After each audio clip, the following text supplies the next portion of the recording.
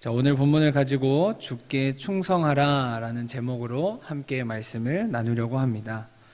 우리가 지난 시간에 살펴보았듯이 고린도 교회는 파벌 문화가 심했던 곳입니다. 당시 교회 내에는 다양한 파벌이 있었지만 특히나 자신들의 교회를 세웠던 그 바울과 또 바울 뒤를 이어 사역을 하였던, 자신들을 양육하였던 아볼로를 내세우는 파가 굉장히 대립이 심했습니다. 그리고 나아가 고린도 교회 교인들은 이들을 비교하기 시작했습니다. 그래서 누가 더 나은지, 또 누가 진정한 하나님의 사역자인지 그들은 아볼로와 바울을 놓고 비교하기 시작했습니다. 그러나 이런 상황 속에서 바울은 고린도전서 3장에 언급하였듯이 자신과 아볼로는 역할만 달랐을 뿐 동일한 하나님의 사역자요 하나님의 동역자라고 말했습니다. 또한 오늘 말씀을 통해 바울은 자신들은 똑같이 그리스도의 일꾼이며 하나님의 비밀을 맡은 자라고 말하고 있습니다. 그렇게 자신들은 오직 주님께 충성하는 일만 감당했다고 오늘 바울은 고린도 교회 교인들에게 편지를 하고 있습니다. 나아가 바울은 오늘을 살고 있는 우리에게도 동일하게 말하고 있습니다. 그렇다면 바울은 왜 우리가 주님께 충성해야 한다고 말하고 있을까요? 그리고 어떻게 하는 것이 주님께 충성하는 일일까요? 먼저 바울은 우리가 하나님께 보여야 할 태도가 바로 오늘 본문 2절에서 말하는 바와 같이 충성이라고 말하고 있습니다. 여러분, 충성을 사전에서 살펴보면 이런 뜻이 있습니다. 마음속에 진정으로 나오는 정성, 국가, 왕, 주인 등을 향한 변함없고 지극한 마음이라는 뜻이 충성이란 단어 안에 담겨져 있습니다. 그렇다면 성경이 말하고 있는 충성이란 어떤 뜻을 담고 있을까요? 오늘 본문에서 헬라어로 충성을 뜻하는 단어는 피스토스라는 단어입니다. 그런데 이 단어를 더 깊숙이 살펴보면 믿다라는 뜻을 가진 페이도라는 단어에서 파생된 것을 알 수 있습니다. 즉 충성이란 끝까지 믿는 것을 의미하는 것입니다. 다시 말해서 충성이란 어떤 환경에도 흔들리지 않고 끝까지 믿음으로 나아가는 모습을 뜻하는 것이며 우리가 하나님 앞에 신실하게 나아가는 것을 뜻하는 것입니다. 그렇다면 성경에서 이와 같이 신실하게 하나님께 나아간 하나님만을 바라본 사람이 누가 있을까요? 물론 성경 안에는 다양하고 또 수많은 사람들이 신실하게 하나님께로 나아갔지만 저는 이 말씀을 준비하면서 가장 먼저 이스라엘 백성들을 이끌던 모세가 가장 먼저 떠올랐습니다. 하나님께서 모세를 부르시고 또 내가 너를 통해 이스라엘 백성들을 구원해내겠다, 구출해내겠다라고 말씀하셨습니다. 그런데 모세 앞에 놓인 환경은 그 모세로 하여금 흔들릴 수밖에 없게 만드는 환경이었습니다.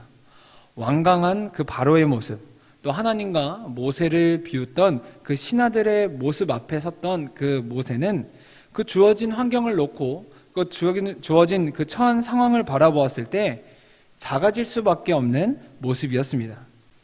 그러나 모세는 자신 앞에 놓인 그 환경보다 크신 하나님만을 바라보는 그 믿음으로 나아갔습니다. 그리고 끝까지 하나님만을 붙잡는 그 믿음의 모습을 우리에게 보여주었습니다. 그래서 하나님께서도 모세를 칭찬하시며 민수기 12장 7절에서 모세를 그는 내 온 집에 충성하는 자라고 말씀하시며 그를 칭찬하셨습니다. 뿐만 아니라 그의 밑에서 배운 여호수아와 갈렙도 이와 같은 모습을 보여주었습니다. 가나안을 목전에 둔 이스라엘 백성들이 가나안 땅을 미리 알고자 12명의 정탐꾼들을 보냈는데 단 2명, 우리가 알듯이 여호수아와 갈렙만이 그들이 목격한 환경과 문제에 집중하지 않았습니다. 그들은 하나님만을 끝까지 붙잡는 신실한 믿음으로 하나님의 종의 역할을 감당하였습니다. 자신들이 처한 문제가 자신들의 앞길에 가로막는 장애물로 작용한다고 할지라도 우리들이 처한 그 문제보다 강하시고 크신 전능하신 하나님만을 바라보며 묵묵히 그 길을 흔들리지 않고 믿음으로 나아갔던 것입니다. 사랑하는 여러분, 우리도 이와 같은 모습으로 세상 가운데 살아갈 수 있길 바랍니다. 다른 어떤 것에 집중하는 것이 아니라 하나님만을 바라보며 하나님만을 붙잡으며 하나님만을 끝까지 믿는 신실한 그 믿음으로 하나님께 충성할 수 있길 바랍니다. 그렇다면 우리는 왜 주님께 충성해야 할까요? 바울은 오늘 본문 1절을 통해 우리가 그리스도의 일꾼이자 하나님의 비밀을 맡은 자에게 충성해야 한다고 우리에게 말하고 있습니다. 여기서 바울이 말하는 일꾼이란 영어로 servant, 또 종이라는 뜻을 뜻하는 단어입니다. 또한 맡은 자라는 단어는 영어로 steward, 또 즉 청지기를 뜻하는 단어입니다. 다시 말해 우리를 그리스도의 일꾼이다, 또 하나님의 비밀을 맡은 자라고 말하는 것은 우리 모두가 예수 그리스도의 복음을 경험하고 그 복음의 메인 사람들이라고 바울은 우리에게 말하는 것입니다. 사랑하는 여러분, 종과 청지기는 모두 주인에게 책임을 받은 사람을 뜻합니다. 지난 주일 우리가 청지기 주일 예배 때 담임 목사님께서 말씀하셨듯이 청지기는 자신의 것이 없는 사람들입니다. 종과 청지기는 모두 주인에게 빚진 자이며 주인이 우리에게 분배해 준 것을 가지고 살아가는 사람들이라는 것입니다. 그렇게 우리는 우리의 것이 없는 존재입니다. 그러므로 우리가 현재 가지고 있는 것은 모두 다 하나님께서 우리에게 이 세상을 살아가라고 주신 선물이며 우리는 우리의 주인이신 예수 그리스도께 모두 빚진 자인 것입니다. 그래서 바울은 로마서 8장 12절에서 이와 같이 이야기하고 있습니다. 그러므로 형제들아 우리가 빚진 자로 돼 육신에게 져서 육신대로 살 것이 아니니라. 아멘. 그러나 우리가 하나님께 가장 빚진 것은 바로 죽을 수밖에 없던 죄인인 우리를 위해 그 자신의 생명을 내어주사 우리를 살리셨다는 사실인 것입니다. 즉 우리에게 새 생명을 주셨다는 그 사실이 바로 우리가 주님께 가장 빚진 것이요 주님께 충성할 수밖에 없는 이유인 것입니다. 그래서 시편 기자는 시편 36편 9절에서 이와 같이 고백하고 있습니다. 우리 다 같이 시편 36편 9절의 말씀을 다 같이 읽도록 하겠습니다. 진실로 생명의 원천이 주께 있사오니 주의 빛 안에서 우리가 빛을 보리이다. 아멘. 주님께서 우리에게 이와 같이 참 생명을 주실 수 있는 이유는 바로 우리 주님께서 우리의 생명의 근원이 되시기 때문입니다. 그렇게 우리는 그 생명을 누릴 수 있는 것입니다. 이와 더불어 바울은 우리가 그리스도의 복음을 빚진 자로서 새 생명을 얻은 것을 고린도후서 5장 17절에서 이와 같이 표현하고 있습니다. 우리 다 같이 고린도후서 5장 17절의 말씀을 다 같이 고백하도록 하겠습니다. 그런즉 누구든지 그리스도 안에 있으면 새로운 피조물이라. 이전 것은 지나갔으니 보라 새 것이 되었도다. 아멘. 그러므로 사랑하는 여러분, 우리를 새로운 피조물로서 살리신 주님께 충성할 수밖에 없습니다. 바라기는 우리 모두가 우리를 살리신 그 예수 그리스도의 복음의 빚진 자로 살아가며 날마다 우리에게 새 생명을 주신 그 주님께 감사하고 충성할 수 있길 바랍니다. 그렇다면 결과적으로 우리는 어떻게 주님께 충성할 수 있을까요? 그것은 바로 고린도전서 1장 1절에서 바울이 고백하는 것처럼 우리가 하나님의 뜻을 따라 살아갈 때에만 우리는 주님께 충성할 수 있는 것입니다. 왜냐하면 우리는 복음 안에서 동일한 부름을 받은 성도이기 때문인 것입니다. 그렇다면 우리가 하나님의 뜻을 따라 살아간다는 것은 어떤 것을 의미하는 것일까요? 바로 살아계신 하나님의 말씀에 순종하며 살아가는 것을 의미합니다. 그래서 마태복음 4장 4절은 우리에게 이렇게 말하고 있습니다.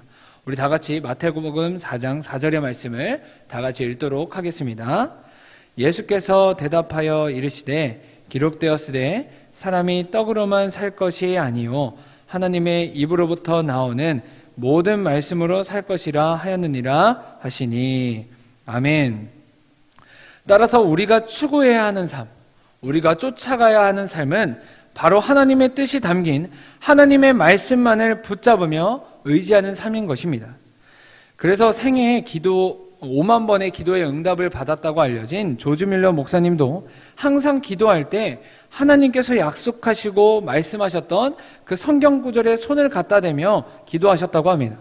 왜냐하면 신실하신 하나님께서 우리에게 분명 그 말씀하셨던 그 말씀이기 때문에 반드시 성취된다고 그 믿음으로 나아갔다고 기도했다고 알려진 것입니다.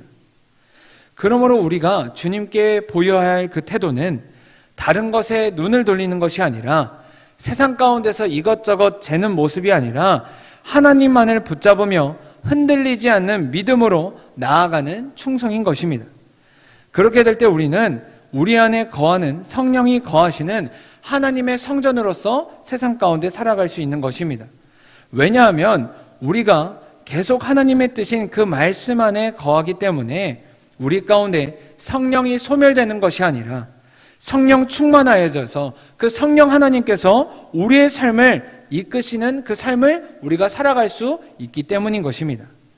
사랑하는 여러분, 우리 모두가 신실하게 하나님의 말씀을 붙잡고 살아갈 수 있길 바랍니다. 날마다 하나님 말씀 안에 거하는 그 성령 충만한 삶을 살아갈 수 있길 바랍니다. 그리하여져서 우리 모두가 우리가 처한 환경에 흔들리는 것이 아니라 주님을 끝까지 믿음으로써 충성할 수 있길 간절히 소망합니다. 인간적인 생각과 방법에 의존하는 것이 아니라 선하신 주님께서 우리를 가장 좋은 길로 인도하신다는 그 믿음을 가지고 주님께서 우리의 모든 필요를 채우신다는 고백을 우리 입술로 고백할 수 있길 간절히 소망합니다. 그리하여서 결과적으로 우리 모두가 각자의 자리에서 하나님께서 거하시는 성전이 되어서 그리스도의 몸된 교회로서 그 공동체로서 살아가고 세워갈 수 있길 간절히 소망합니다. 다 같이 기도하겠습니다.